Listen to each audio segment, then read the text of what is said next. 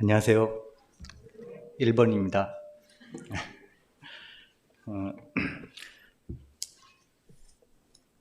사도행전 5장 말씀에 맨 앞부분 아나니아와 삽비라에 관한 얘기를 전해드리겠습니다. 요즘 짧은 말씀이지만 말씀 준비한다고 평소보다 말씀을 조금 더 이렇게 제가 봤던 것 같아요. 저희 자매가 저 형제 저런 거 맨날 시켰으면 좋겠다고 그런 얘기를 들었습니다. 아나니아와 삽비라 얘기를 많이 들어보셨겠지만 그래도 말씀 시간이니까 이 본문을 한번 읽고 말씀을 나누겠습니다. 사도행전 5장 1절입니다. 아나니아라 하는 사람이 그의 아내 삽비라와 더불어 소유를 팔아 그 값에서 얼마를 감춤해 그 아내도 알더라. 얼마만 가져다가 사도들이 발 앞에 두니 베드로가 이르되 아나니아야 어찌하여 사탄이 내 마음에 가득하여 내가 성령을 속이고 땅값 얼마를 감추었느냐. 땅이 그대로 있을 때에는 내 땅이 아니며 판 후에도 내 마음대로 할 수가 없더냐. 어찌하여 이 일을 내 마음에 두었느냐. 사람에게 거짓말한 것이 아니요 하나님께로다. 아나니아가 이 말을 듣고 엎드려져 혼이 떠나니 이 일을 듣는 사람이 다 크게 두려워하더라. 젊은 사람들이 일어나 시신을 싸서 메고 나가 장사하니라. 3시간쯤 지나 그의 아내가 그 일어난 일을 알지 못하고 들어오니 베드로가 이르되 그 땅 판 값이 이것뿐이냐 내게 말하라 하니 이르되 예 이것뿐이라 하더라. 베드로가 이르되 너희가 어찌 함께 꾀하여 주의 영을 시험하려 하느냐. 보라 네 남편을 장사하고 오는 사람들이 발이 문 앞에 이르렀으니 또 너를 베어 내 가리라 하니 곧 그가 베드로의 발 앞에 엎드려져 혼이 떠나는지라. 젊은 사람들이 들어와 죽은 것을 보고 메어다가 그의 남편 곁에 장사하니 온 교회와 그 일을 듣는 사람들이 다 크게 두려워하니라. 이 말씀은 사도행전을 읽다가도 굉장히 두려운 말씀이잖아요. 무서운 말씀이라 간혹 이게 그냥 넘어가기도 하는 읽다가 그런 말씀이기도 합니다. 굉장히 두려운 말씀인데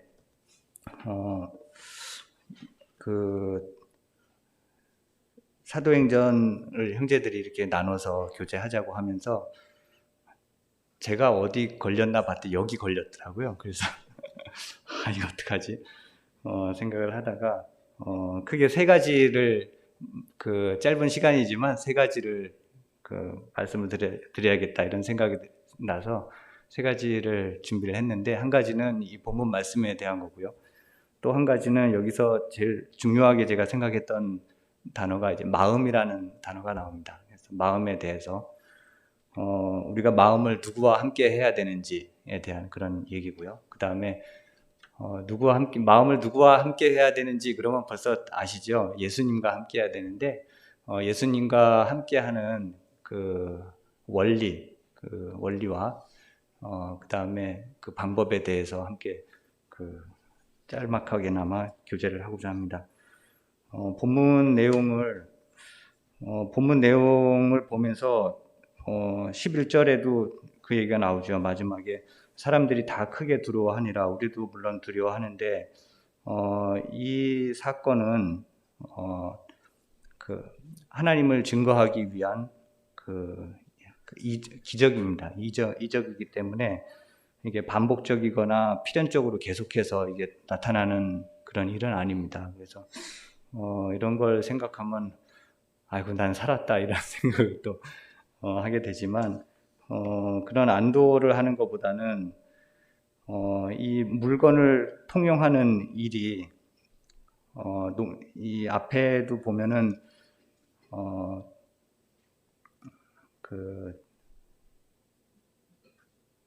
바나바 얘기가 나오잖아요. 그 물건을 통용하기 위해서 사도들이 발 앞에 두는 것이 어떤 일이냐면 이 사도행전 5장 말씀을 보면은 물건을 통용하기 위해서 사도들의 발 앞에 둔 것이 바로 하나님께 드린 것이라는 그런 그 사실을 볼 수가 있습니다.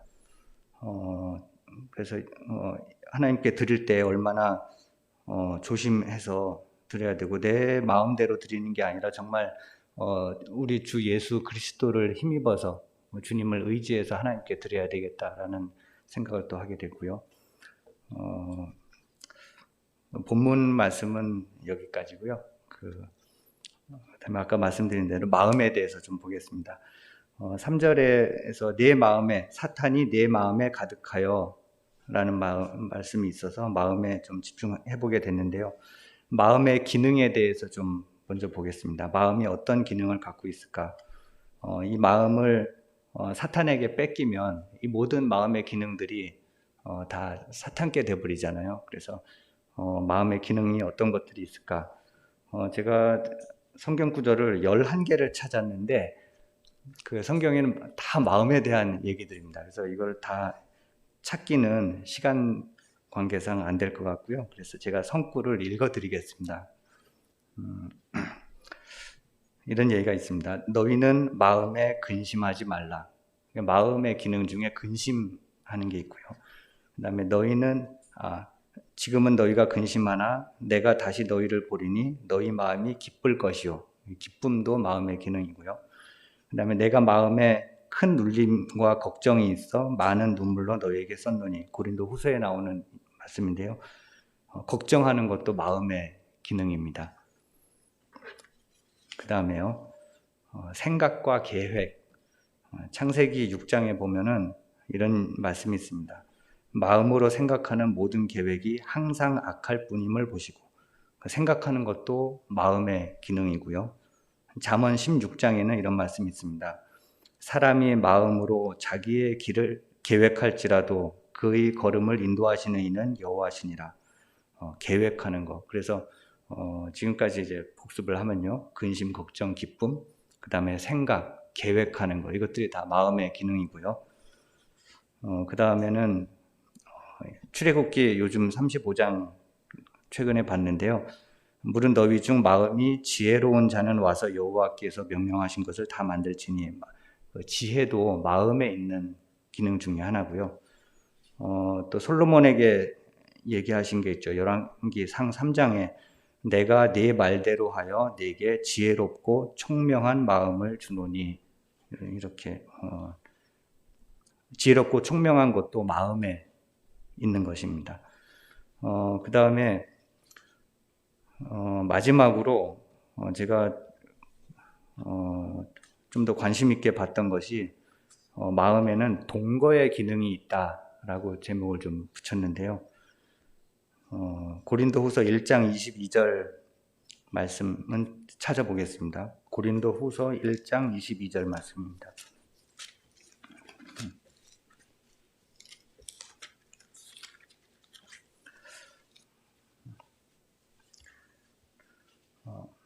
그가 또한 우리에게 인치시고 보증으로 우리 마음에 성령을 주셨느니라.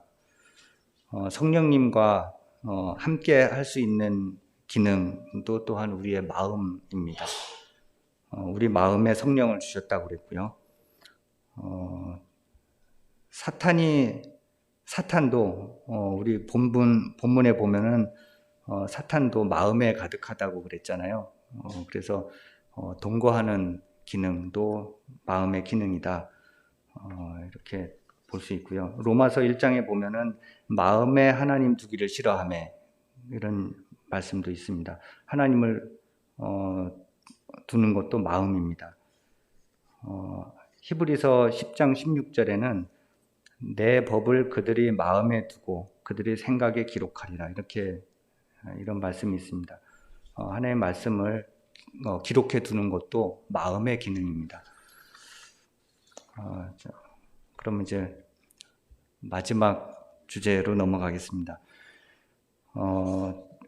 우리가 마음을 누구와 함께 하느냐가 중요하다 그랬는데요.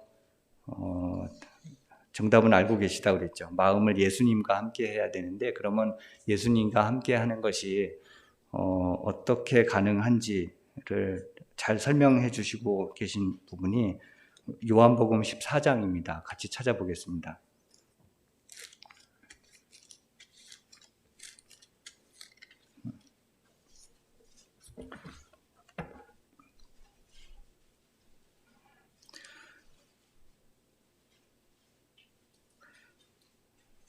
요한복음 14장부터 요한복음 14장 전체가 성령님에 대한 얘기입니다. 보혜사 성령님을 보내주신다는 얘기인데요. 그 중에 몇 구절만 좀 읽어보겠습니다. 요한복음 14장 12절 말씀입니다. 내가 진실로 진실로 너희에게 이르노니 나를 믿는 자는 내가 하는 일을 그도 할 것이요 또한 그보다 큰 일도 하리니 이는 내가 아버지께로 감이라. 제자들이 지금 믿을 분은 예수님밖에 없었는데 예수님이 내가 아버지께로 감이라 이렇게 얘기를 하고 계시잖아요. 제자들이 얼마나 슬퍼했을까 이런 생각도 좀 해보게 됩니다. 내가 하는 일을 그도 할 것이요 이렇게 얘기를 하면서 용기를 주시지만 이 구절 끝에는 내가 아버지께로 감이라 이렇게 이것만 아마 들렸을 것 같아요. 예수님이 가신다고 그러니까. 그런데 16절에 보면은 이런 얘기가 나옵니다. 내가 아버지께 구하겠으니 그가 또 다른 보혜사를 너희에게 주사 영원토록 너희와 함께 있게 하리니. 이 보혜사는 여기서 이제 그 보혜사를 제가 신자주석을 찾아봤는데요. 사람 옆에 서서 돕는 자를 의미하는 단어라고 그럽니다. 위키백과도 찾아봤습니다. 위키백과에는 지킬 보, 은혜해, 스승사, 은혜로 지켜주는 스승을 이제 보혜사라고도 그러고요. 보혜사는 다른 말로 보호자, 위로자, 변호사 이런 의미가 있다고 그럽니다. 보호자는 우리가 다 알고 있듯이 모든 책임을 지는 사람이 우리의 보호자고요. 처음부터 끝까지 다 책임지잖아요. 그 다음에 위로자는 영어 단어에서는 따뜻한 이불, 차렵 이불하고 같은 단어더라고요. 따뜻한 이불처럼 우리를 포근하게 덮어주고 위로해 주시는 분이 또 위로자라고 표현이 되고요. 그 다음에 변호사는 잘 아시죠? 요즘 법정에 섰을 때 변호사한테 꼭 물어보잖아요. 변호사가 어떻게 하라고 그러는 것보다는 사실 뭐 하지 마세요 이런 게 더 많아요. 그 법정 싸움을 해보면은 변호사가 이 말은 절대 하지 마세요, 불리합니다. 이 말은 이렇게는 절대 행동하시면 안 됩니다. 우리 보혜사가 우리에게 이런 변호사도 된다는 말씀입니다.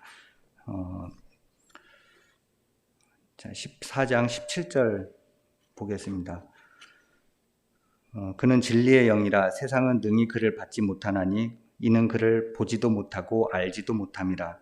그러나 너희는 그를 아나니 그는 너희와 함께 거하시며 너희 속에 계시겠습니다. 이 말씀에서 너희는 그를 아나니 이 말씀을 읽으면서 정말 감동이 됐는데 제자들이 예수님이 떠나가신다고 그러시면서 보혜사를 보내주신다고 그랬잖아요. 보혜사는 또 누구지?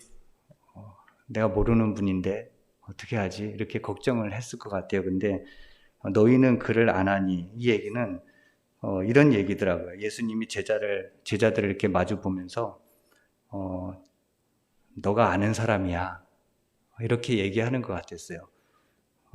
우리가 아는 분인 거죠. 보혜사는 전혀 모르는 새로운 관계가 아니고요. 우리를 잘 알고 우리도 잘 아는 그런 분이 바로 보혜사 성령님이신 겁니다. 요한복음 14장 20절 보겠습니다. 그 날에는 내가 아버지 안에 너희가 내 안에 내가 너희 안에 있는 것을 너희가 알리라. 이 말씀이 상당히 이해하기 굉장히 어려운 말씀이잖아요. 머릿속으로 막 따져봐야 되잖아요. 내가 아버지 안에 너희가 내 안에 내가 너희 안에 있는 것을 너희가 알리라. 이거 어떤 말씀이지 하고 머릿속으로 이렇게 그림도 그려보고요. 이렇게 되는데 신자 주석을 또 찾아봤어요. 근데 종종 찾아봅니다. 근데 설명을 참 쉽게 해놓으셨더라고요. 주님은 성령을 통하여 신자들 안에 계신다. 이렇게 설명이 돼 있어요. 그래서 바로 예수님과 함께하는 동거라는 것이 바로 이런 것이구나. 예수님이 어떻게 우리 안에 계십니까? 성령님을 통해서 우리 안에 계시다는 것을 이 말씀을 통해서 알 수가 있고요. 성령님이 그럼 어떻게 하시느냐는 14장 26절에 보면 나와 있습니다. 26절에요. 보혜사 곧 아버지께서 내 이름으로 보내실 성령 그가 너희에게 모든 것을 가르치고 내가 너희에게 말한 모든 것을 생각나게 하리라.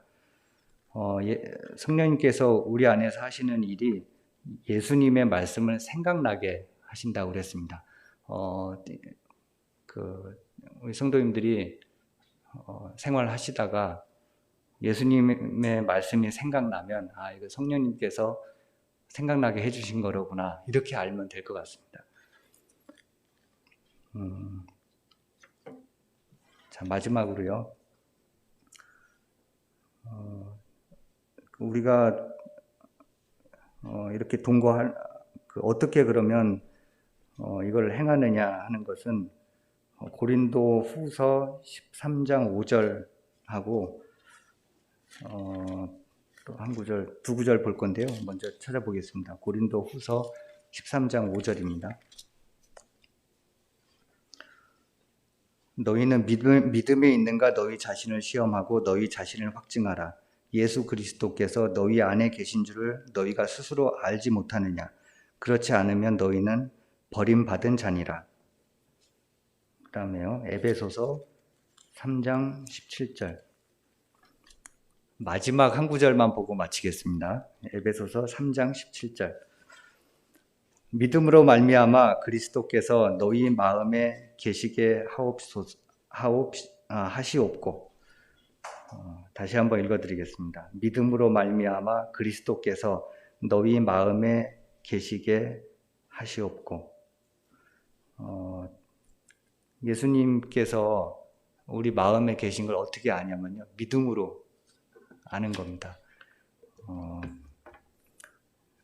이 말씀을 통해서 아나니아와 삽브라 얘기를 보면서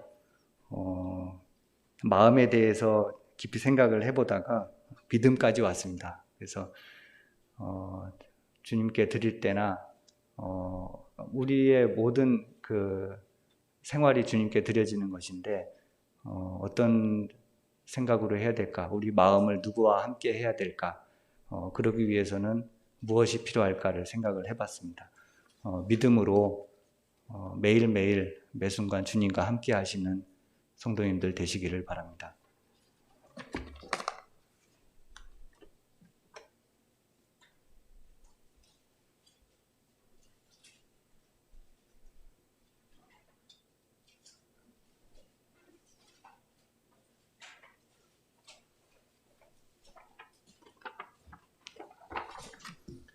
안녕하세요. 장미성 형제입니다. 사도행전 1장 8절은 많은 성도들께서 암송하고 계실 겁니다. 오직 성령이 너에게 임하시면 너희가 권능을 받고 예루살렘과 온 유대와 사마리아와 땅끝까지 이르러 내 증인이 되리라 하시니라. 사도행전 1장 8절은 사도행전 전체를 요약한다고 볼 수 있을 것 같습니다. 성령께서 교회에 임하시고 교회가 주님의 증언으로 어떻게 살았는가 하는 것을 기록하신 것이 사도행전이기 때문입니다.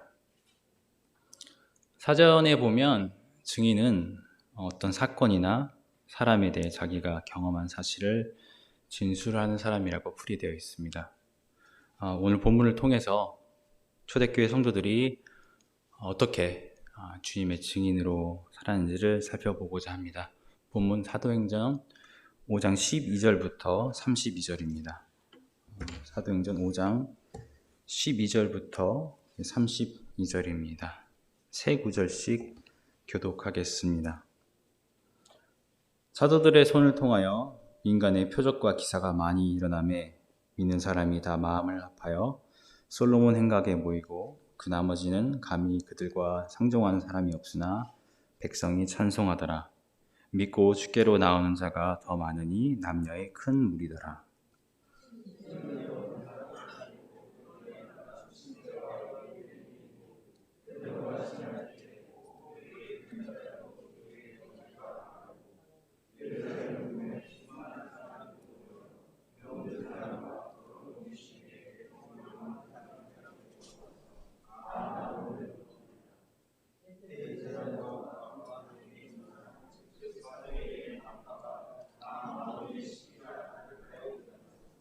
사도들을 잡아다가 옥에 가두었더니 주의 사자가 밤에 옥문을 열고 끌어내어 이르되 가서 성전에 서서 이 생명의 말씀을 다 백성에게 말하라 하매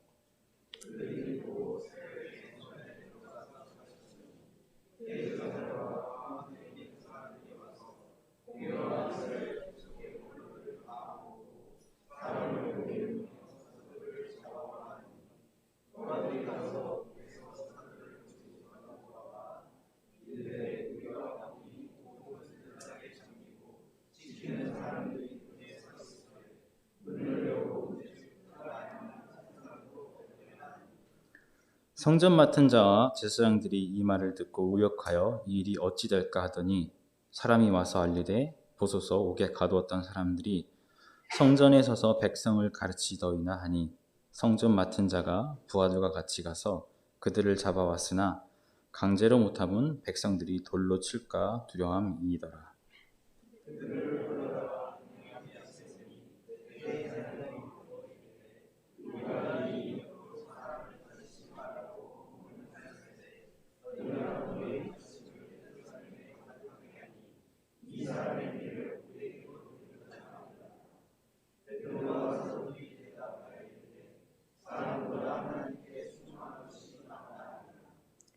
너희가 나무에 달아 죽인 예수를 우리 조상의 하나님이 살리시고 이스라엘에게 회개함과 제사함을 주시려고 그를 오른손으로 높이사 임금과 구주로 삼으셨느니라.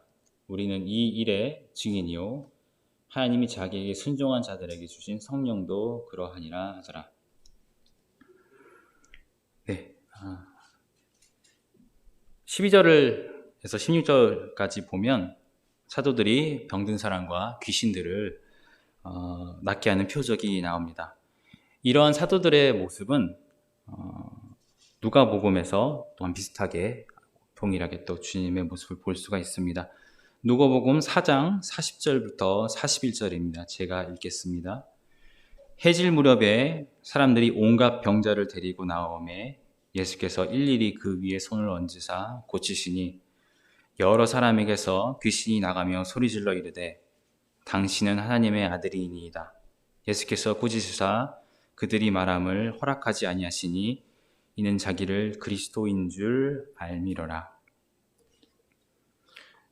예수께서 일일이 손을 얹으사 병을 고쳤다 하는 말씀을 하시는데 상식적으로 손을 얹는다고 병이 나아지지는 않습니다. 약을 쓰거나 수술을 해야지 병이 낫습니다. 만약에 주님께서 약을 쓰거나 수술을 하셨다면 주님은 좋은 의사이시지 전능한 하나님이라고 말씀할 수는 없습니다. 그래서 여기에 말씀처럼 손을 얹고 병을 고치셨기 때문에 전능한 창조주의 모습이라고 할 수 있습니다. 왜냐하면 창조주는 상식이나 물리적인 법칙을 뛰어넘는 분이시기 때문입니다.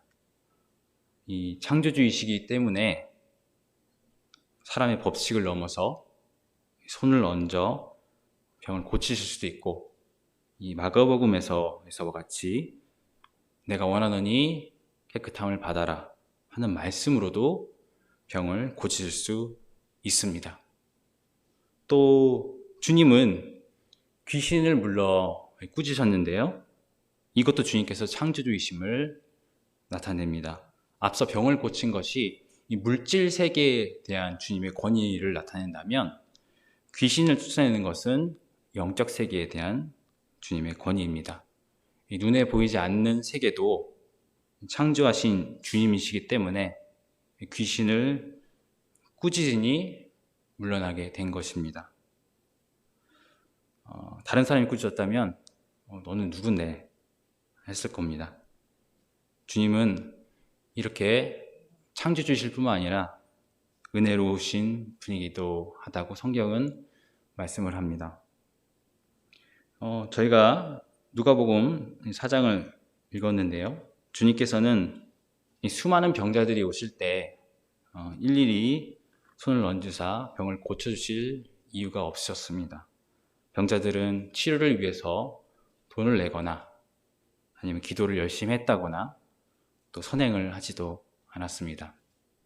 그럼에도 주님은 받을 자격이 없는 자들에게 기적을 베풀어 주시고 또 일을 한 것이 없는 자들에게 긍휼히 여기시는 이런 은혜로운 하나님이심을 보여주셨습니다. 본문 말씀 사도행전 5장 12절에서 16절은 사도들이 이런 주님의 모습을 증언하고 있다고 말할 수 있습니다. 주님은 구속의 사역을 마치시고 하나님 보좌 우편에 앉아 계시지만 성령께서 사도들과 함께 하시기 때문에 주님의 권능이 사도들에게도 있을 수 있었습니다. 이것은 사람의 법칙을 넘어 병을 고치는 기적을 베푸시는 하나님께서 우리와 함께 하신다. 영적인 세계도 다스리시는 귀신을 쫓아내시는 분께서 우리와 함께 계신다. 주 예수 그리스도께서는 더 이상 이 땅에 계시지 않지만 하나님의 임재가 우리와 함께 있다라고 증언하는 증인의 역할을 사도들이 하고 있는 것입니다. 이러한 증인의 역할은 때때로 어려움을 불러오기도 합니다. 본문 말씀 17절부터 보면 이 대제사장들과 사두개인들이 마음에 시기가 가득하여 사도들을 잡아다가 옥에 가두었습니다. 그러나 주의 천사가 밤에 옥의 문을 열고 사도들 이끌어서 성전에 서서 생명의 말씀을 백성들에게 전하라고 말씀합니다. 그리고 사도들은 순종을 하죠.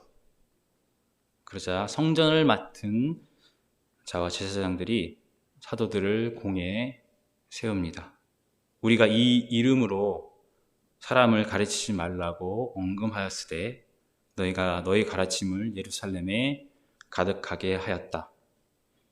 이에 대해 베드로와 사도들이 대답합니다. 사람보다 하나님께 순종하는 것이 마땅하니라. 사도들은 권세 있는 자들에게 억울한 일을 당하고 감옥에 갇히고 죽음의 위험에 처해서 있더라도 하나님께 순종하는 것이 그 무엇보다도 우선이라고 말합니다. 우리 주님께서도 현재일이나 장래일이나 능력이나 높음이나 기품이나 어떤 피조물 앞에서도 하나님 말씀에 순종을 하셨습니다. 누가복음 13장 10절부터 17절을 함께 보겠습니다.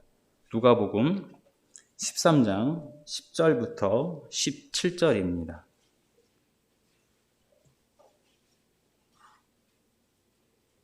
두 구절씩 교독하도록 하겠습니다. 예수께서 안식일에 한 회당에 가르치실 때 18해 동안 귀신 들려 앓으며 꼬부라져 조금도 펴지 못한 한 여자가 있더라.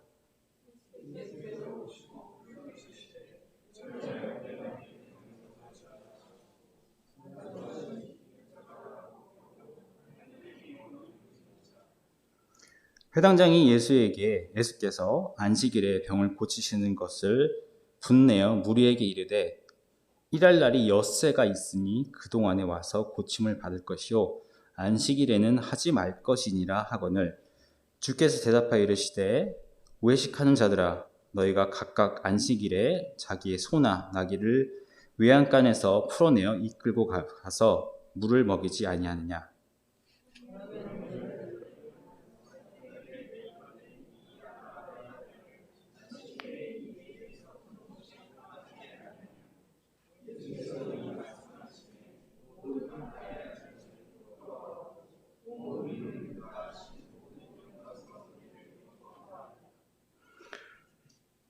다들 아시다시피 안식일은 십계명에 따라 거룩하게 지키며 아무 일도 하지 않는 날입니다.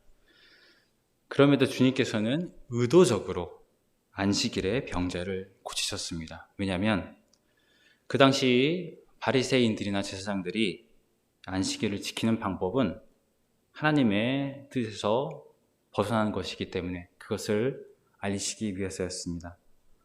당시 바리새인들이나 제사장들이 안식일을 지키는 것은 사람과 하나님 앞에서 자랑이었습니다. 다른 말로 표현하면 내가 이렇게 선행을 하기 때문에 주님께서는 저에게 복을 주셔야 합니다 라는 의도가 있었습니다. 저희가 출애굽기를 계속적으로 보면서 16장 19절 30절에 보면 안식에 대해서 이렇게 말씀을 하십니다. 볼지어다 여호와가 너에게 안식일을 주므로 여섯째 날에는 이틀 양식을 너에게 주는 것이니 너희는 각기 처소에 있고 일곱째 날에는 아무도 그의 처소에서 나오지 말지니라. 그러므로 백성이 일곱째 날에 안식하니라. 하나님께서 안식일을 위해서 여섯째 날에 이틀치 양식을 주시는 것은 은혜입니다. 그리고 아무 일도 하지 않지만 주님께서 채워주신 것을 받고 그 안에서 안식하는 것, 이것이 안식일의 의미입니다. 온전한 은혜이고 주께서 선하신 뜻에 따라 은혜로 베풀어 주시는 것을, 채워주신 것들을 경험하는 것이 안식일입니다. 그렇기 때문에 저희가 출애굽기 31장을 살펴볼 때 안식일에 일하는 자는 모두 그 백성 중에서 그 생명이 끊어지리라 하신 겁니다. 왜냐하면 하나님의 은혜로 살아가지 않는 사람은 더 이상 하나님의 백성이 아니기 때문입니다. 이 출애굽기 31장이 주어질 당시에 그 근방의 모든 민족들은 하루도 빠짐없이 일을 했을 것입니다. 물론 왕이나 귀족들은 쉬는 날이 있었겠지만 신하들이나 백성들은 진짜 쉬는 날 없이 일을 했을 것입니다. 그에 반해서 이스라엘 백성은 왕, 귀족뿐만 아니라 신하, 종들도 안식일에는 아무 일도 하지 않았습니다. 상식적으로 생각하면 이 하루치의 생산량이 줄어듦에도 불구하고 이스라엘은 하나님께서 채워주시는 은혜로 인하여서 그 주위에 사는 민족들보다 더 풍요롭게 살았을 것이라고 생각을 합니다. 그리고 그러한 이스라엘 민족을 볼 때 주위의 사람들은 저들이 섬기는 하나님은 은혜로우신 분이시고 뭔가 다른 분이시구나 하는 것들을 나타낼 수 있었을 것입니다.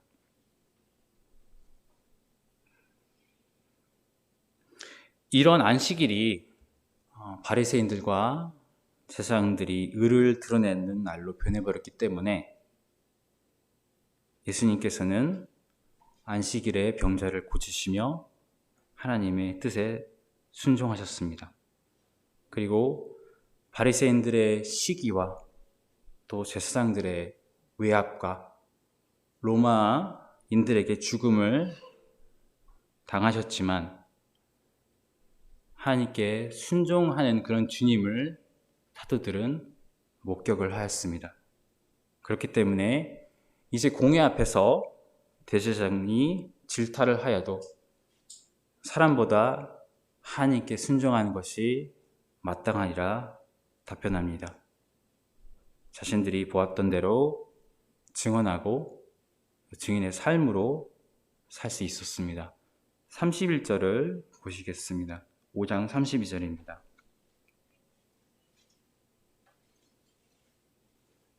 우리는 이 일의 증인이요 하나님이 자기에게 순종하는 자들에게도 주신 성령도 그러하니라 하더라. 사도들은 주님을 직접 보았고 또 초대 교회는 그러한 사도들의 증언을 들었습니다. 그러나 저희는 주님을 보지 못하고 또 사도들도 곁에 없습니다. 주님은 저에게 가장 소중한 분이시지만 주님의 얼굴도 모른 채 죽음을 맞이할 확률이 높습니다. 앞으로도 신앙생활을 하며 주님과 사도들이 갔던 길을 따르며 그분의 뒷모습만 보게 될 것입니다. 그렇기 때문에 현재 증인으로서 저희 삶이 더 중요하다고 생각합니다. 다행히 주님은 저에게 성령을 주시고 또 그 성령님이 증인이 되셔서 우리 안에 역사하고 계십니다. 그래서 우리는 눈에 보이지 않는 주님의 은혜를 경험할 수 있고 또 하나님 뜻에 순종할 수 있습니다. 또한 교회로 부르셨기 때문에 한 성령 안에서 함께 증인의 삶을 살 수 있다고 생각합니다. 히브리서 12장 1절 2절 다 같이 읽어보고 말씀을 마치도록 하겠습니다. 히브리서 12장 1절 2절입니다.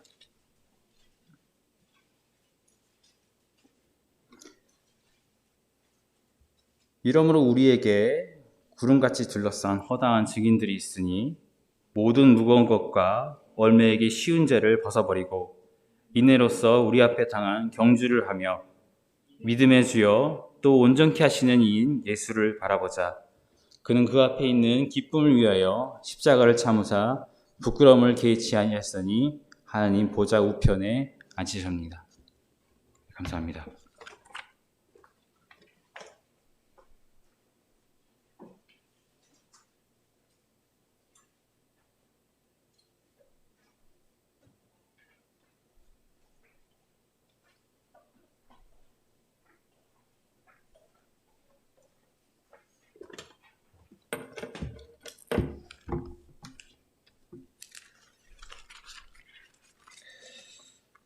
히브리서 5장 33절부터 보겠습니다.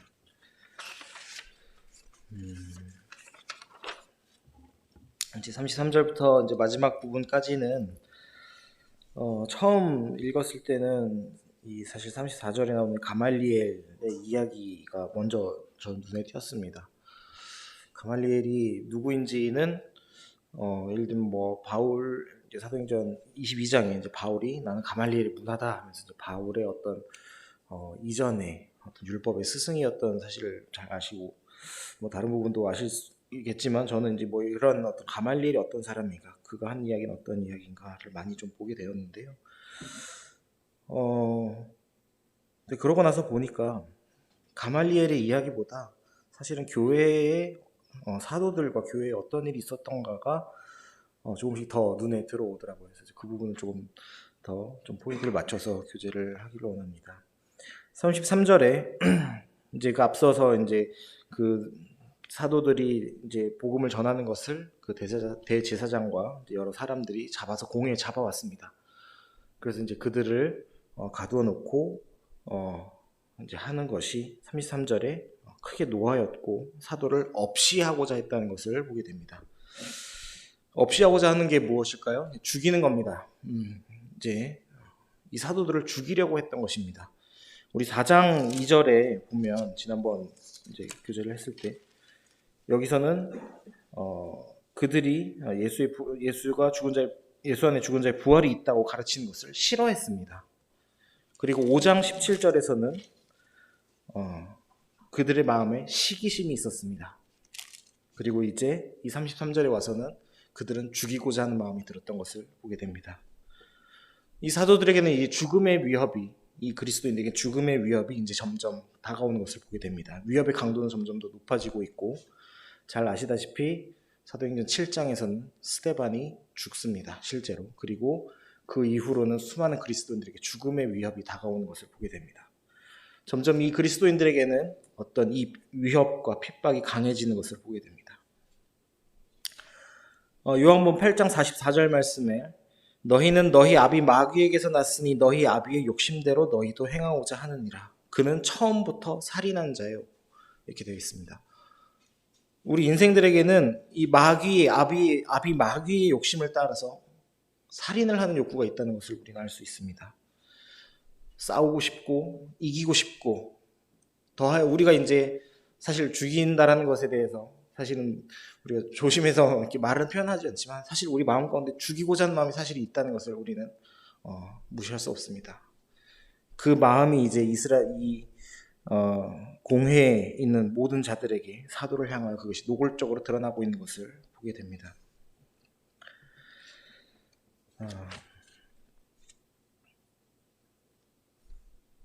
그 없이 하고자 하는 그런 죽이고자 하는 마음이 나타났을 때 잠시 이제 이 가말리엘을 통해서 그것이 그들이 잠시 이제 그 핍박에서 놓아지게 되는 상황이 있는데 이 부분은 나중에 좀 교제를 할 수도 있으면 좋을 것 같습니다. 여기도 좀 많은 얘기가 있는데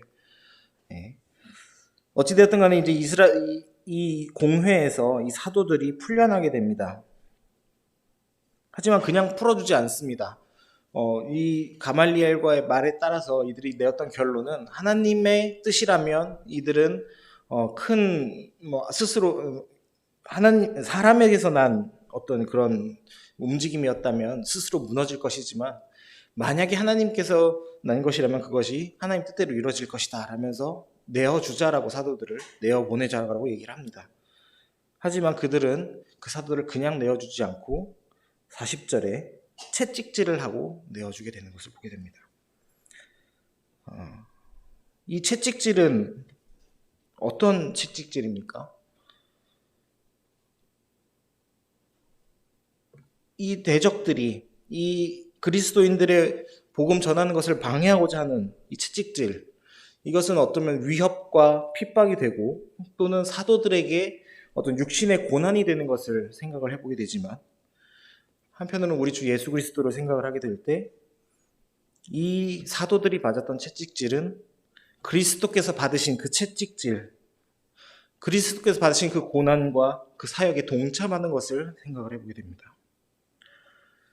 자기 땅에 오셨지만 아무도 영접하지 않으셨고 배척당하셨고 고난당하셨고 죽기까지 그 사역을 감당하신 그 그리스도 예수를 보게 될 때 이제 이 사도들은 그 동일하게 고난을 당하며 그 채찍질을 당하며 그 길을 걸어가고 있는 것을 보게 됩니다. 때문에 이 사도들은 이 채찍질을 절대 두려워하지 않았습니다. 우리 41절을 보시면 사도들은 그 이름을 위하여 능욕받는 일에 합당한 자로 여기심을 기뻐하였던 것을 보게 됩니다. 이 능욕받는 일, 이 고난당하는 일에 그들은 합당하게 여겼고 그것을 기뻐했던 것을 보게 됩니다. 이 합당하다라는 말을 좀 찾아보니까요. 이제 데살로니가 후서에 나타납니다. 이거 같이 한번 보실까요? 데살로니가 후서 1장 말씀입니다.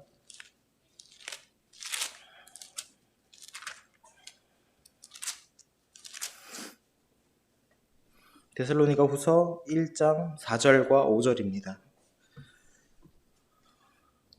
제가 읽겠습니다. 그러므로 너희가 견디고 있는 모든 박해와 환난 중에서 너희 인내와 믿음으로 말미암아 하나님의 여러 교회에서 우리가 친히 자랑하노라. 5절 이는 하나님의 공의로운 심판의 표요 너희로 하여금 하나님의 나라에 합당한 자로 여김을 받게 하려 함이니 그 나라를 위하여 너희가 또한 고난을 받느니라. 여기서는 하나님 나라에 합당한 자라는 동일한 단어를 사용을 하고 있습니다. 하지만 그 하나님 나라에 합당한 자를 그 다음에 5절 마지막에 그 나라를 위하여 그들에게 반드시 필요한 것은 고난이었던 것을 우리가 보게 됩니다. 4절에 너희가 견디고 있는 모든 박해와 환난 중에서 그들은 인내와 믿음을 발휘를 하였고 그것으로 말미암아 모든 교회의 자랑이 되었으며 그것을 통하여 하나님 나라에 합당한 자가 되었던 것을 보게 됩니다. 사도행전 5장으로 다시 돌아오시면 이 사도들이 받았던 이 고난을 다시 한번 생각을 해보게 될 때 그들이 능욕받는 일에 합당한 자로 여기심을 기뻐하면서 받았던 이 고난에 대해서 이 고난은 그리스도께서 영광을 위하여 참으신 고난이었으며 아버지께 영광을 돌리기 위하여 마땅히 내 일로 여기고 합당하게 내 일로 받아들이신 일이셨습니다. 또 그 우리가 하나님 나라를 향하여 나아가기 위해서 우리가 마땅히 받아야 할 고난이며, 그리고 이것은 하나님 앞에 자랑이 되는 인내와 믿음인 것입니다. 사도들이 또 이제 다른 그리스도인들 또 교회는 이러한 채찍질과 핍박을 오히려 기뻐했습니다. 우리 요번에 이제 수양에서도 빌립보서 말씀에서 기뻐하는 어떤 바울이 그 갇힌 중에서 그 고난 중에서도 기뻐하였던 것을 보고 또 성도들에게 주 안에서 기뻐하라고 얘기했던 것도 같이 생각이 납니다. 이제 그들은 하나님 앞에 이 고난을 통해서 기쁨을 누리게 되고, 그리고 이들의 믿음이 점점 더 커져가면서 하나님께서 그들을 점점 더 이끌어 나가시게 될 때, 그 믿음을 감당하는 믿음이 점점 더 커져갈 때 더 큰 고난이 그들에게 다가올 것입니다. 그것은 죽음을 각오하는 일이고, 또 그만큼 그것을 통해서 하나님의 복음을 더 드러내는 일이 될 것입니다. 하지만 그들은 그것을 절대 두려워하지 않을 것이고 하나님의 인도하심 가운데 마땅히 감당해낼 것입니다. 그리고 우리는 사도행전을 통해서 또 역사들을 통해서 우리는 알고 있습니다. 42절에 보면, 그래서 그들은 날마다 성전에 있든지 집에 있든지 예수는 그리스도라 가르치기와 전도하기를 그치지 아니했던 것을 보게 됩니다. 여기서 이제 성전에 있든지 집에 있든지가 나오는데요. 이 성전과 집은 굉장히 의미 있는 장소들입니다. 우리 사도행전 2장 46절에 보면 그 처음에 복음이 전해진 역사가 일어났을 때 그들이 날마다 마음을 같이하여 성전에 모이기를 힘쓰고 집에서 떡을 떼며 기쁨과 순전한 마음으로 음식을 먹고 이런 일들을 했던 그 첫 복음의 장소였던 것을 생각합니다. 예루살렘 교회가 처음 이루어졌을 때 그 성도들은 이 성전과 집을 그들의 영적인 활동 무대로 삼았던 것을 생각하게 됩니다. 제가 책을 찾아보니까 성전은 뭐 공적인 공간, 집은 사적인 공간, 이렇게 짧게 요약을 해놨더라고요. 그래서 좀 더 생각을 해보게 됐는데요. 성전 하면 어떤 곳이죠? 이렇게 넓은 공개된 장소가 되고 많은 사람들이 모이는 곳이 됩니다. 굉장히 공개적이고 또 대중적인 장소가 되죠. 집은 어떤 곳입니까? 아무나 들어올 수는 없습니다. 초대받은 자가 들어올 수가 있고, 어쩌면 굉장히 친한 사람이 올 수가 있고, 어떻게 보면 좀 폐쇄적인 공간일 수도 있습니다. 하지만 그 모든 곳에서 그들은 하나님을 증거했던 것을 생각합니다. 또 성전은 어떤 곳입니까? 조금 전에 그 사도들이 고난을 받았던 곳입니다. 붙잡혔고 채찍질을 당하던 그런 곳이죠. 어떻게 보면 좀 두려울 수도 있겠습니다. 그리고 집은 그들이 성전에서 또 풀려났을 때 돌아갔던 곳입니다. 교회가 있던 곳이고 어쩌면 안전한 곳이었을지도 모르겠습니다. 또 어떤 곳입니까? 성전은 그들에게 더 이상 예수의 이름으로 말할 것을 금하였던 곳입니다. 그들에게 금지된 곳입니다. 하지만 이 집은 어떤 곳입니까? 그들이 다락에 모였을 때 성령이 임하셨던 곳입니다. 교회가 이루어졌던 곳입니다. 그들은 그 가운데서 마음껏 예배를 하고 만찬을 하며 주님을 증거할 수 있는 그런 곳입니다. 성전에서 또 복음이 전파됐고 집에서는 또 예배를 드렸고, 그리고 또 성전은 어떤 구약과 율법의 장소였다면 이 집은 신약과 교회의 장소였던 것을 생각을 합니다. 여러 가지 대조점들이 많이 있습니다만 이런 모든 곳 가운데 공통점은 단 한 가지입니다. 우리 주 예수 그리스도께서 그 모든 곳에서 활동을 하셨고, 그 본을 따라서 이 교회는 성도 그리스도인들은 개인과 교회로서 이 모든 장소를 활용해서 주님을 증거했습니다. 42절에 예수는 그리스도라고 가르치고 전도하였던 것을 보게 됩니다. 이제 우리 아까도 말씀해 주셨던 그 우리 믿음의 주요 하는 우리 그리스도의 본을 따르는 우리는, 또 성령께서 인도하심을 받은 우리는 마땅히 이 사도들과 성도들의 본을 따라서 가야 할 것입니다. 그것이 이제 고난이 있을 수도 있고 또 그 어떤 장소일 수도 있겠습니다만 이 본을 보게 될 때 우리가 가야 할 길은 분명한 것을 보게 됩니다. 이상입니다.